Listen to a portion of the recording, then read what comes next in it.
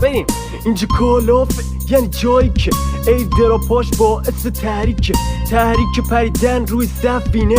میفهمی که تو هم نوبی، خب همینه. اینجا همه گیمرن، میخوای باشی مثل بات، هیچ کدوم از هم تیمیات نمیمونه پات. اینجا کالافه لعنتی پابجی نیستش، خبری از داداشی و آبجی نیستش. اینجا کالافه بکش تا کشته نشی، اینجا نصف اسنایپرن نصف راشی. پینگ بالا داره اینجا بیداد میکنه، تیرای منم داره هی باگ میخوره. همه کنار همن تو مپ خوب خفن، همه فقط میخوان پول بتل پس رو ندن. همه نوبیم خودت اون را نزن، اگه گیمری روی سفینه جا نزن. اکتیویژن پاشو یه چند تا باگ بد دارم، اکتیویژن پاشو ریجن هند خوب با هم کجاهاشو دیدی تازه اول باگم. اکتیویژن من این نوبم خب گان بد دارم. اکتیویژن پاشو یه چند تا باگ بد دارم، اکتیویژن پاشو ریجن هند خوب خواهم کجاهاشو دیدی تازه اول باگم. اکتیویژن من این نوبم خب گان بد دارم.